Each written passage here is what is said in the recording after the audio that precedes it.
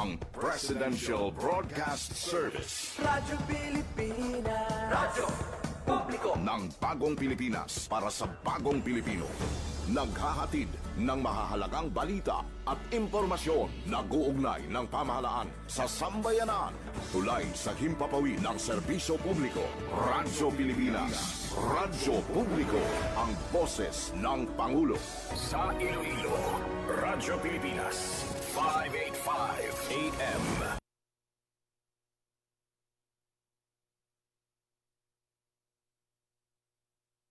Philippine Standard Time, alas 2:13 sa hapon. Mga labing ulihing nga hitabo, hibaluon, mga hangkat at tubangon, mga bagay nga importante, aton ginahalungan, aton ginabantayan. Ululupod kita sa Bantay Banwa! Bantay Banwa! Ang programa nga magatulong sa inyo sang labing ulihing nga balita, mga panugyan o kampanya para sa kayuhan sang tanan. Ikaw, ako, kita, Bantay Banwa!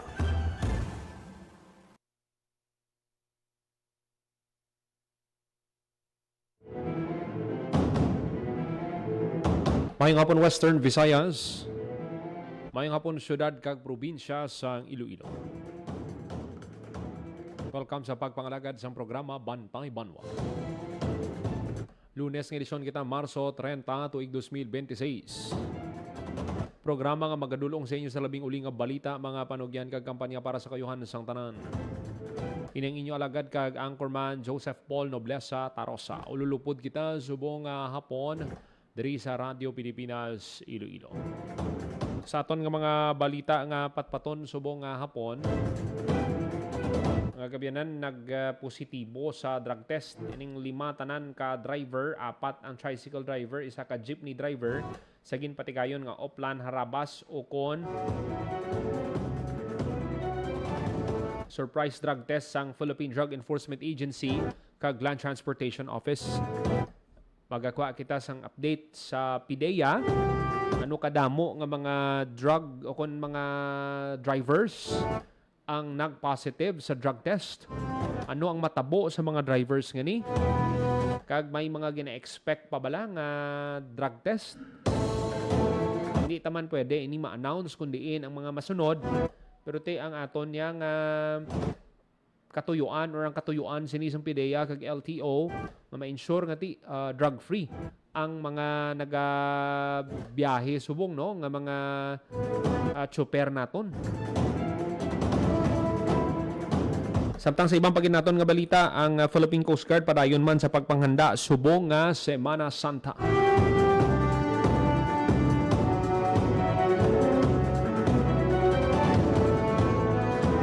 Di 6 minutos makaligat sa takna ang alas 2 sa hapon.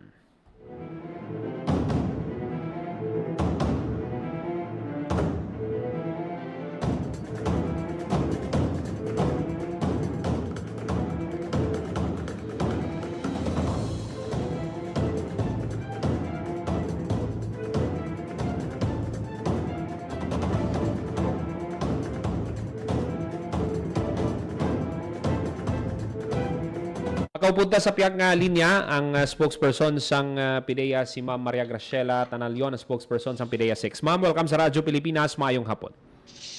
Maayong hapon, Sir Paul, and sa tanan nga pamati subong sang Radyo Pilipinas, maayong udto sa atong tanan. Ma'am, kamusta ang ginpatigayon nga surprise drug test sang Philippine Drug Enforcement Agency 6 no sa mga mga terminals, transport terminals diri sa aton sa Western Visayas?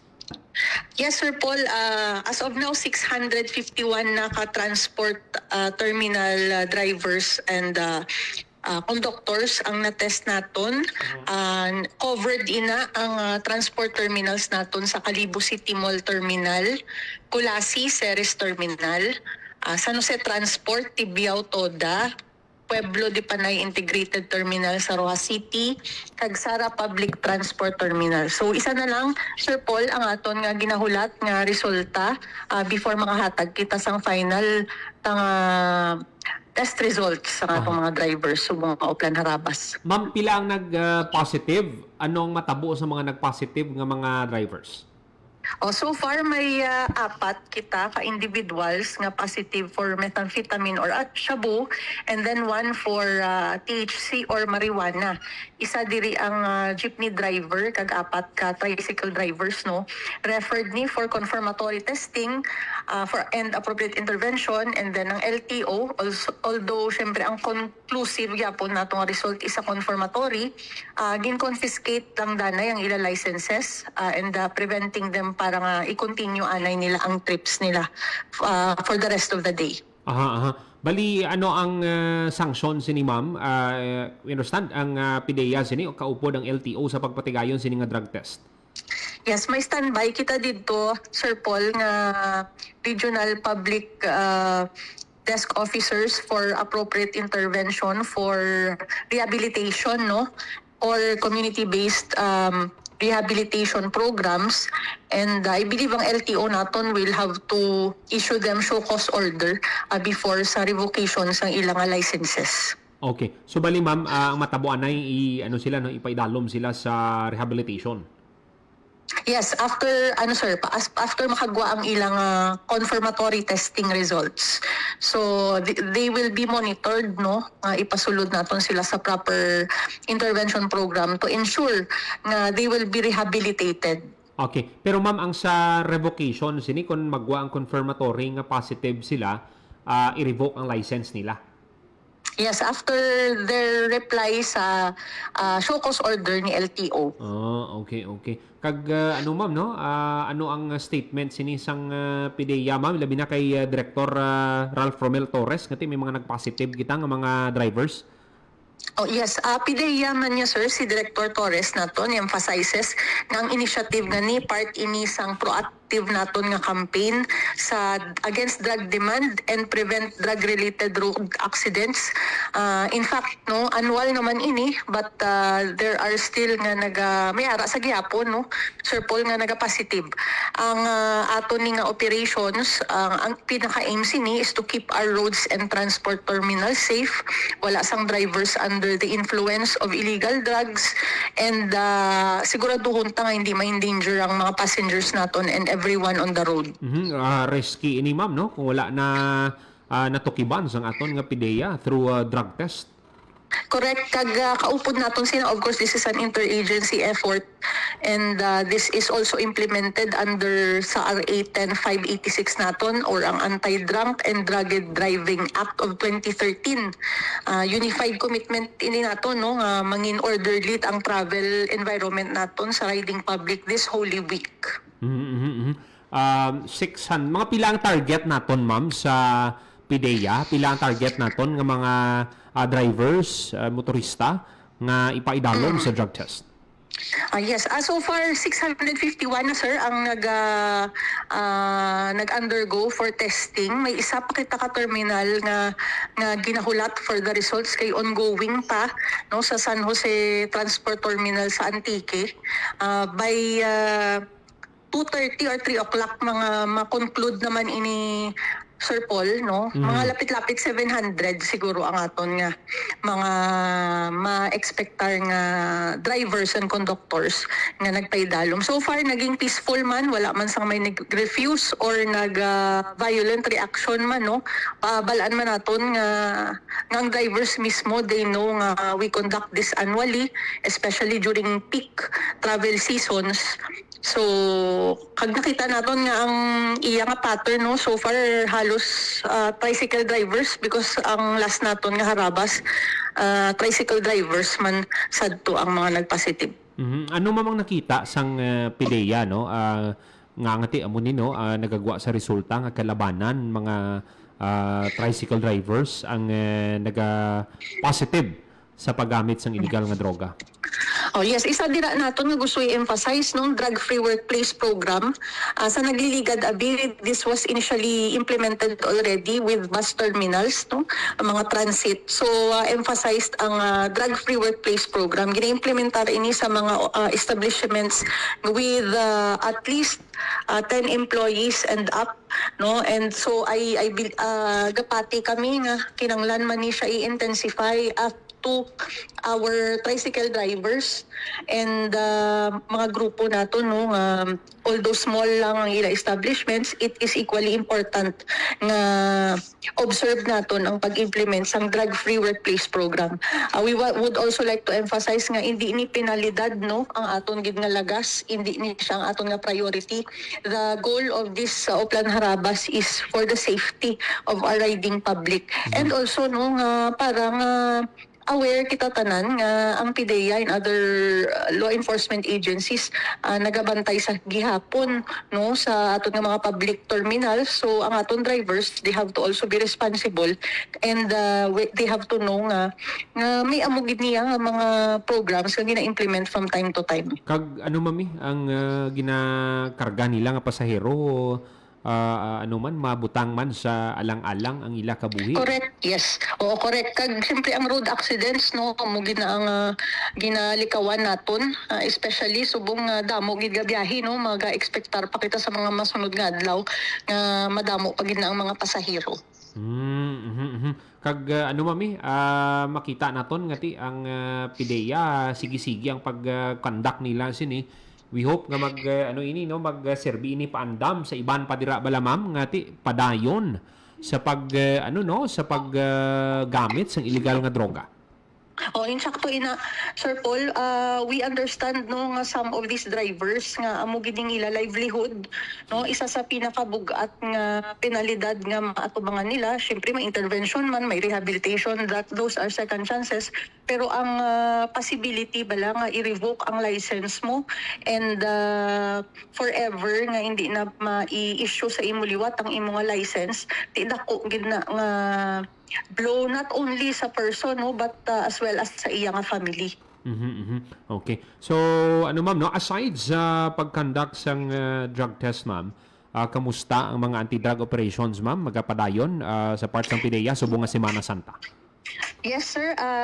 In fact, during our surprise drug tests nga conduct, may K9 inspections man kita nga gin-launch sa mga terminals, no, monitor sa aton nga mga narcotic detection teams kag K9 dogs ang mga buses and terminals.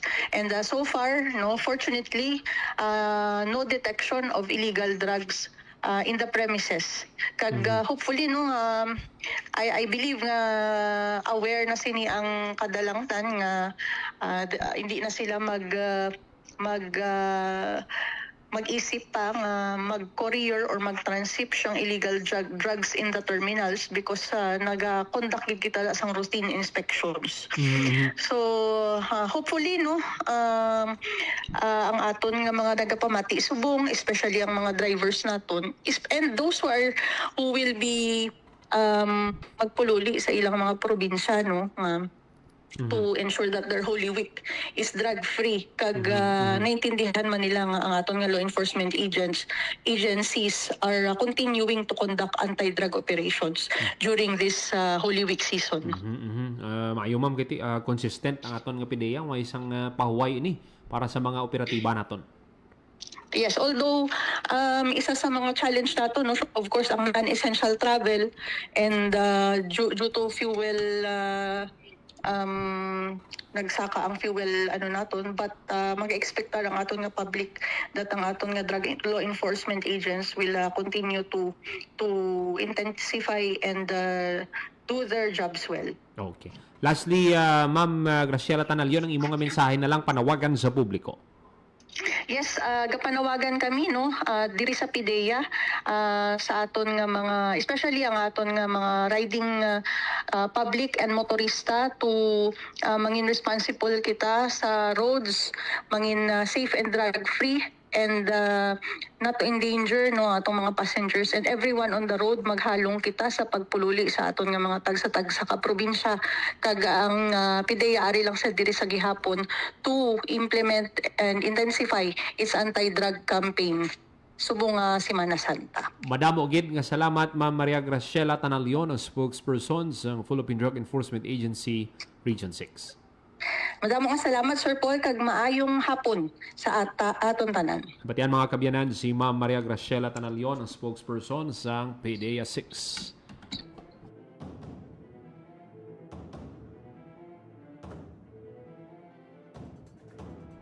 651 tanan, pero may mga ginahulat pa sila nga mga results, no? 651 nalaki pa ni isang 594 ka drivers, 57 ka konduktor. Kaya tinagagwa, no, nga 646 ang nag-negatibo. Good news ini. Pero ang hindi naman manami nga balita, kay may 4 nga nagpositibo o nag-positive sa methamphetamine kon shabu, kag isa nag-positive sa paggamit sang marijuana. Ang mga nagpositibo 4 ka driver, kag isa ka 4 ka tricycle driver, kag isa ka jeepney driver. So waiting pa sila sang results sa pila pagit ka mga terminals. Pero ang 4 sini nga nag-positive based sa data nga ginahatag sang Philippine Drug Enforcement Agency, may isa nga nag-positive sa City Mall Terminal, Kalibo, Aklan, isa ka tricycle driver. Sa Pueblo de Panay Integrated Transport Terminal sa Capiz, 2 nag-positive. Sa paggamit sang shabu, isa ka jeepney driver, kag isa ka tricycle driver. Kag sa Kulasi Ceres Terminal sa Antique, 2 nag-positive, tanan mga tricycle drivers. Ginabutang ni sa risgo sa sini nga mga driver ang ilang mga pasahero sa paggamit nila sang illegal nga droga. Amo na nga ang PDEA kada nga may mga muni nga mga nga kaywatan, mga dalagko bala nga mga high volume bala ang mga pasahero, Semana Santa, ang Pasko, ang All Saints Day, Tigkalalag. Diri nagabantay ang mga operatiba ta. Kaupod ang Philippine o kanang Land Transportation Office. Ang hindi naton gusto nga ang mga kauturan tabala, mga biyahero mabutang sa piligrong ila kabuhi. Amo na nga may drug test nga ginakandak. Yung matabo sini paidalong pa sa confirmatory test, same sample sa gyapon, kung mag-positive idi sila, ang matabo sini mga kabyanan, ipaidalom sila sa rehabilitasyon kag i-revoke ang ilang nga lisensya. Kabang imo nga pala nga buyan sini apektado pa. Muna pinsaron nyo gidanay, binagbinagon nyo gidanay ang mga desisyon ninyo. Intra ka mo sa illegal nga droga, way ka mo sang kwaon dira nga maayo. Siguro sa una makasugpon sang dumduman nyo to bilang isa ka chief bala sang Philippine National Police bala nga ang rason kuno sa paggamit sang illegal nga droga is para bala nga pang dumduman nyo pa na pang pang dagdag kuno. Chief pa to sang Philippine National Police ha. Baga bala do ginatolerate mo bala nga muna nga ginahimo sa mga kauturan ta. Dapat ya basta pag-abot sa illegal nga droga, wala dapat sang kompromiso. Hindi naton pag-i-tolerate. Bla. Hindi ko lang gid recall ang exact words niya, pero ang gina-point niya nga ang mga nagagamit sini ang rason nila is para makasustenir sang pulaw-pulaw nila. Di magabugali na. Hindi ko na pagsugpo na, no? Pero hindi gidya blik-awat gidyang statement nga to. Muna nga mayo kiti sige-sige ning ginahihimo sang PDEA naton. Conduct sila sang surprise drug test. Muna ang mga nag-positive nga ni ka mo ni ipaidalom ka mo sa rehabilitasyon.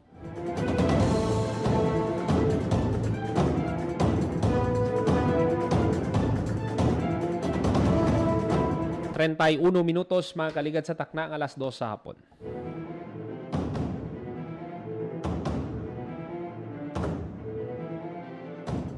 Mga kabiyanan ng Iloilo Provincial Government nakahanda na para sa Semana sang Iloilo.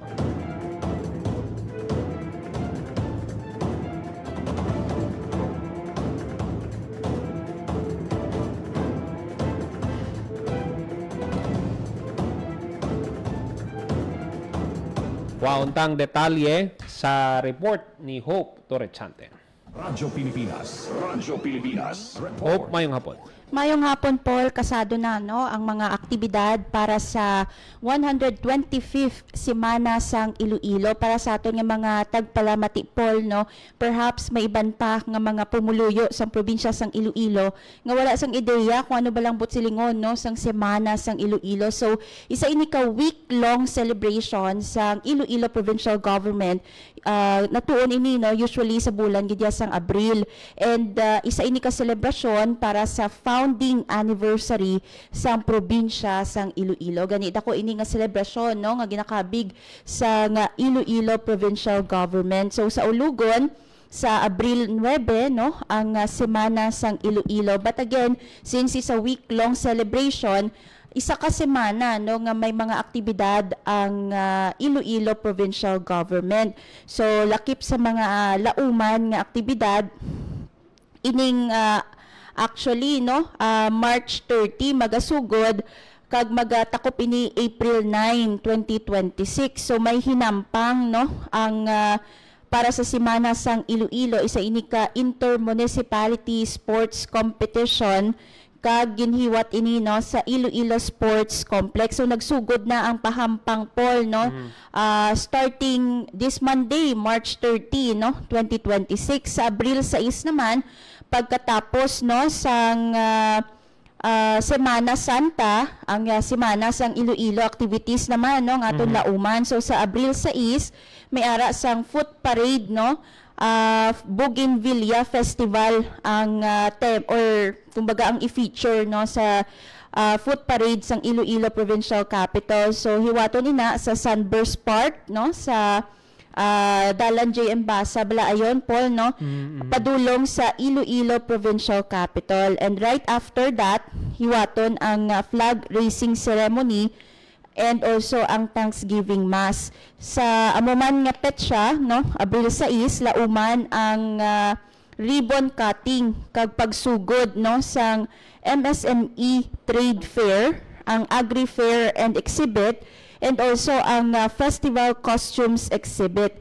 Sa alas 2 naman sang hapon sang Abril 6, lauman ang Bonsai 101, isa ini ka demo workshop activity dira lang man, no, sa Iloilo Provincial Capital Grounds.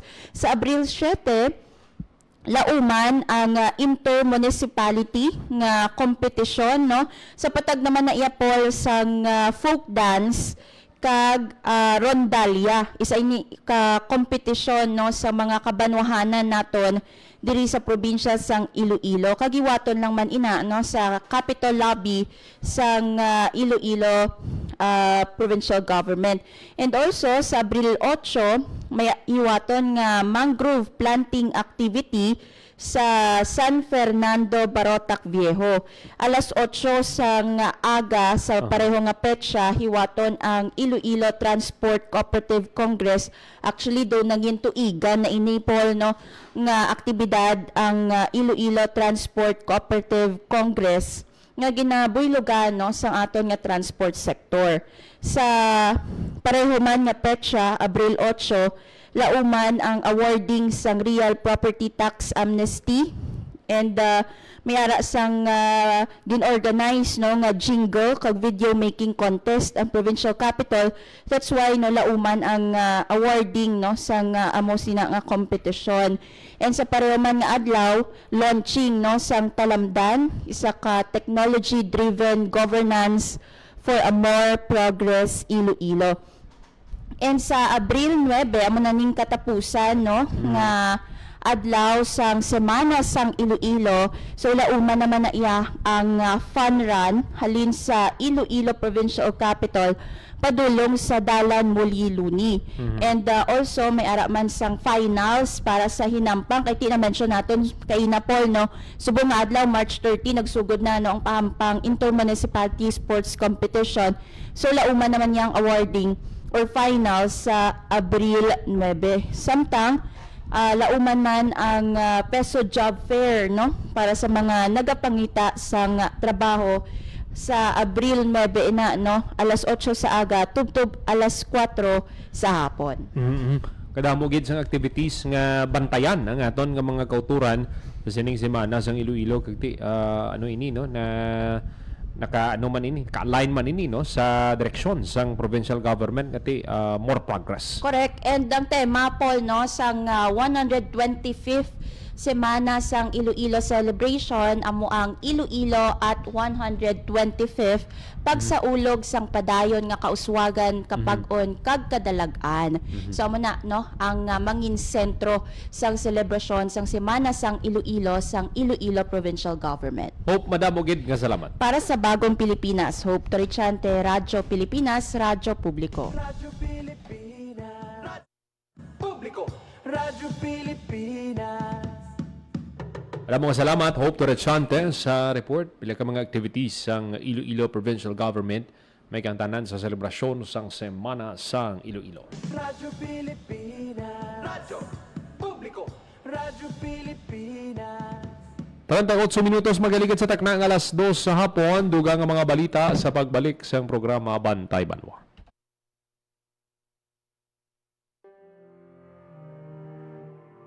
Sa amuntag palamating, temporaryo nga madula sa kahanginan ang pagpangalagad sang Radyo Pilipinas Iloilo, DYLL 585 kHz.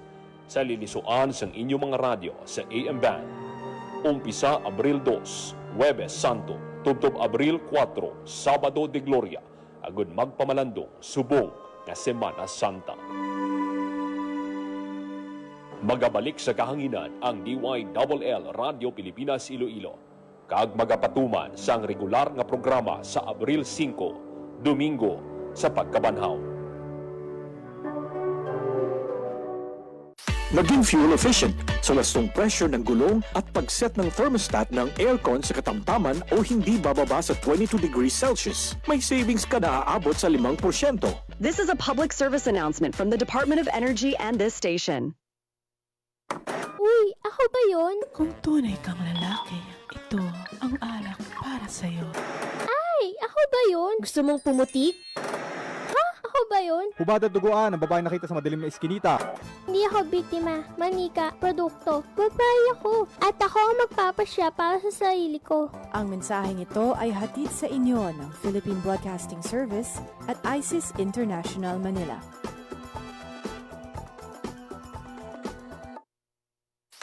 Maging fuel efficient, siguraduhin na walang bagahe na di kinakailangan sa sasakyan. Magmaneho ng wasto at iwasan ang idling. May savings ka na aabot sa 15%. This is a public service announcement from the Department of Energy and this station. Uy, Julie! Kamusta ng date yun ni Elmer? Parang tulalang-tulala ka dyan. Nina, tulungan mo ako. Akala ko date lang yun. Sumama naman ako. Tapos, nirate niya ako. Anong gagawin ko? Ano? Pumunta sa inyong barangay o Police Women's Desk o sa DSWD na may serbisyo para sa mga biktima ng rape. Ang rape ay labag sa human rights at ng anti-rape law. May obligasyon ako, ikaw, tayong lahat. And vow now, it's our duty. Ang paalalang ito ay hatid sa inyo ng Philippine Commission on Women at ng himpilang ito. Maging fuel efficient so regular na preventive maintenance, malinis na air filter, fuel injectors at engine oil, may savings ka na aabot sa 2%. This is a public service announcement from the Department of Energy and this station. Isang gabi, pauwi na sina Daisy at Eric galing sa sine. Eric, saan pa tayo pupunta? Gabi na. Umuwi na tayo. Ha? Bakit? Anniversary natin ngayon. Tsaka sundali lang naman tayo sa motel eh. Ang kulit mo naman eh. Sinasabi ko na sa'yo na hindi pa ako handang makipag-sex. Tsaka paano kung mabundis ako? Sus naman ho, ako bahala. Sumama ka na sa akin. Kung mahal mo ko, patutunayan mo. Anong gagawin ko? Mahal ko siya pero ayoko pa talaga eh. Basta. Ano? Halika na. Sabi ko na sa'yo, akong bahala. Eric, saka na lang natin gawin to. Palagay ko, hindi pa talaga itong tamang panahon. At kung ako naman ang mahal mo, makapaghihintay ka, di ba? Isipin ang kapakanan, iplano ang kinabukasan, abutin ang ninanais, hindi kailangang magtiis. Isang mapagpalayang mensahe hatid sa inyo ng Sentrong Sigla, Angat Pinoy 2004 at ng himpilang ito sa pakikipag-ugnayan sa Women's Media Circle Foundation. Maging fuel efficient, Planuhin ang bawat biyahe para iwas traffic. Mag-carpool para sa mababang carbon footprint at emission. Tipid na pamasahe, may savings ka na aabot sa 10%. This is a public service announcement from the Department of Energy and this station. Si nanay gising maaga. Susulsihan ko pang lambat na to. Si nanay trabaho pa. Suki, bagong huli oh. Si nanay na malengke pa. Palitan ko yung gatas ng tuyo. Gusto mo ipaglaba kita? Naku, si nanay lana pahinga. Tahan naman anak, luto pa ako eh. Kayod sa laot at tahanan, saludo kami sa mangingistang kababaihan. Ang mensaheng ito ay hatid sa inyo ng Philippine Broadcasting Service at ISIS International Manila. Chong chong chong chong pasipol-sipol mga manong sa labas pagtigil at gumalang kaya ikaw sara bibig kundi maganda ang lalabas. Pare, ang catcalling ay isang uri ng sexual harassment. Di biro ang sexual harassment at di nakakamacho ang pang-aabuso. Kaya ikaw sara bibig kundi maganda ang lalabas. Isang paalala mula sa Philippine Commission on Women at ng himpilang ito. Maging fuel efficient. Panatilihin ang takbo ng sasakyan sa speed limit o 60 to 80 kilometers per hour at gamitin ang cruise control sa mga highways. May savings ka na aabot sa 15%. This is a public service announcement from the Department of Energy and this station. Ang violence against women and their children o VAUC ay isang krimen at hindi isang pribadong usapin lamang. Ito ay nakasaad sa Rule 3, Section 6 ng Republic Act 9262 o Anti-Violence Against Women and Their Children Act of 2004. May obligasyon ako, ikaw, tayong lahat. And vow now, it's our duty. Ang paalalang ito ay hatid sa inyo ng Philippine Commission on Women at ng himpilang ito. Game, 1, 2, and... Paa, tuhod, balikat ulo, kita, kwetan, baywang at sus. Huwag mong titigan ang hindi sa'yo at maging disenteng tao. Pare, ang catcalling ay isang uri ng sexual harassment. Di biro ang sexual harassment at di nakakamacho ang pang-aabuso. Isang paalala mula sa Philippine Commission on Women at ng himpilang ito. 45 minutos magaligid sa taknang alas 2 sa hapon. Parayon ka mga nagapamati diri sa hapon sa programa Bantay Banwa. This time magkakuha kita sang report sa bahin sang Department of Social Welfare and Development. DSWD Field Office 6 nakapanagtag na sang masobra sa 11.9 milyones na financial assistance sa mga tourism worker nga naapektuhan sang Bagyo Tino. Kautang detalye sa report ni Marian Grace Ereniata. Radyo Pilipinas, report. Yan, mayong hapon. Paul, mayong hapon, naglabot na sa masob milyones pesos ang financial assistance nga ginpanagtag sa Department of Social Welfare and Development o kon DSWD6 sa mga tourism worker naton inipol no nga naapektuhan sang Bagyong Tino sang tinalikdan nga tuig. As of May 28 to 2026 nakarelease na Paul ang DSWD6 sang assistance sa 1,162 naton ka benepisyaryo kag ini sila Paul no halin sa probinsya sang Aklan, Antique, Capiz, Guimaras kag Iloilo province. Wala na nadala diri Paul no ang Negros Occidental bangod nga ti may ara na kita no sang DSWD Negros Island Region. Kada isa sa ila Paul nagbaton sang tig 10,325 pesos bilang suporta ini sang ilang pag-recover sa impact sang bagyo. And as of now Paul no padayon pa ang aton nga DSWD6 sa paghiwat sang payout sa iban pagid naton nga mga lugar Paul.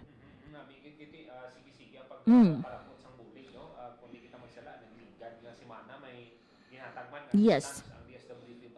Yes, correct ina Paul no padayon ang aton nga pagpanagtag no sang assistance ini po sa tourism workers. Last time Paul may ara man kita or padayon man ang paghatag naton for those naman yun no, nga affected pagid sang Bagyong Tino nga wala nalakip sa tourism sectors. Ini nga Paul for our tourism workers. Labago lang natin Paul no kung diin bala nga mga munisipalidad halin ini mo ang mga benepisyaryo naton.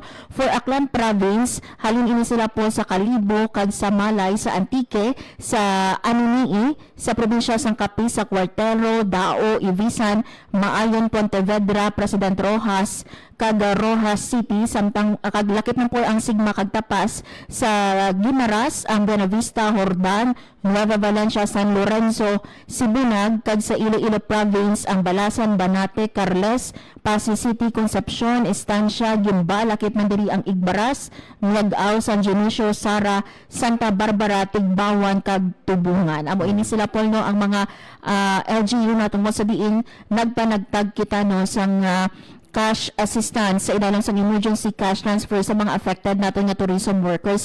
Last time naton po nga interview no sa DSWD6 with RD Joselito Estember, aging pahayag niya po nga kalabanan ini no sa mga tourism workers naton na dulaan gid no sang palangabuhian temporaryo bangod most of them po mga tour guides ini. So sang labay sang bagyo sila gid ang naapektuhan sang sinuman nga bagyong Tino. Maayo lang siniyan kiti after sang Bagyo Tino, for sure nakabalik na ang Yes. ban sa ila sa trabaho.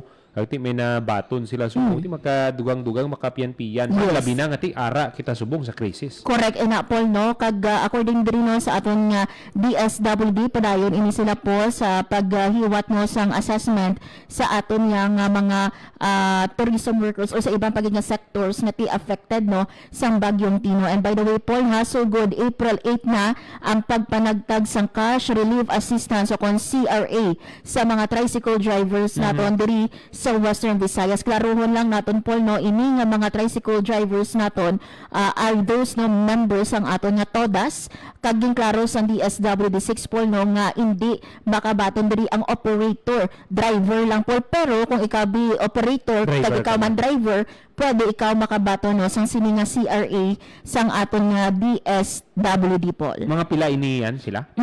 Wala pa po, ginangayo kita no, actually nangayo kita nga mga taga-media sang exact figure kiti halin ini Paul sa LGU naton. Ang listahan Paul halin sa LGU naton those no nga gaan prangkisa. Okay. So mabalaan naton Paul before siguro magpanagtag no sa April 8 ang aton nga DSWD. As of now po ginakulate pa according sa DSWD6 ang data kung pila ang maka-avail sa aton nga mga tricycle drivers sa Region 6. Basta tagtaga na isang assistance yan, dapat maklaro ina sang LGU or sang DSWD nga amo ni ang mga matagaan kay basi bala nga magka-conflict naman kiti ang iban wala kabaton, ang iban nakabaton. Yes. Maayogid nga ma-educate sang mga taga DSWD o sang LGU kati amo lang ning matagaan. Yes.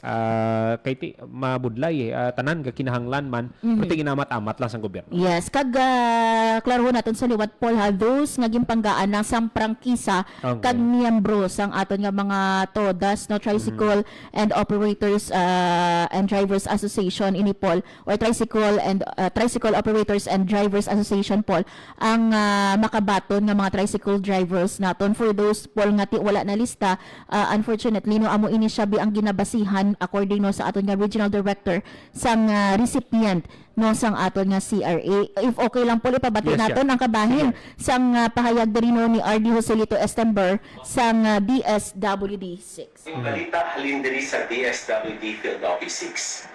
Ang DSWD mag-asugod na sang payout para sa aton apektuhan ng mga driver. Unahon naton ang mga drivers sang Tricycles, Operators, and Drivers Association. So ginatawag naton na TODA. Ang aton ng mga drivers maghahatagan sang 5,000 pesos kada drivers. Ini pag-iwato naton sa Abril 8. Simple lang atong requirement. Driver's license lang ang pagdadalo ninyo sa aton mga payout site. So there you have it po no, kabayan sa pahayag ni RD Joselito Estember sang DSWD6. So 5,000 pesos ang mabato niyo sang ato nga mga tricycle drivers kinahanglanan nila nga magdala po sang ilang valid ID or driver's license no on the day sang ilang payout. So unahon naton ang highly urbanized city ang Iloilo City, and then component cities ang Pasig City and Rojas cities, and ang mga nearby na naton Paul nga mga municipalities. Yan, madamo gid nga salamat. Report gikan sa DSWD6 para sa Bagong Pilipinas. Grace Aranyata, Radyo Pilipinas, Radyo Publiko. Radyo Pilipinas. Radyo Publiko. Radyo Pilipinas. Damogit nga salamat Marian Grace Aranyata sa report sige-sige ning paghatag sang ayuda no sa Department of Social Welfare and Development kang aton panugyan no sa mga benepisyaryo nga gamiton gid sa insekto, makal gid sang kinahanglan, hindi gid pagigamiton sa sugal, bisyo ang mabaton nga ayuda. Kay ti hindi tanan matagaan. Ginapili lang ang mga nagakinahanglan, mga kubos na ton nga mga kauturan, ang mga in crisis kay kung abusuhan yung ginahatag sa inyo, pareho lang nga ginusikan yung opportunity na makabulig sa inyo ang nga ayuda. Radyo Pilipinas. Radyo Publiko. Radyo Pilipinas. 52 minutos makaligid sa takna ang alas 2 sa hapon. Ang iban pagin nga mga balita patpato nato sa masunod ni edisyon sang programa Bantay Banwa. Ginapasalamatan ta ang aton mga kaupdanan sa technical side sa studio, Mr. Vermor Aventura sa transmitter, Mr. Jeffrey Betita. Para sa Bagong Pilipinas, Joseph Paul Noblesa Tarosa, Radyo Pilipinas, Radyo Publiko. Inyo nabatian ang mga labing ulihing nga kasayuran. Bulag, hublag, tubtub sa masunod naton nga pag-ulupdanay sa Bantay Banwa.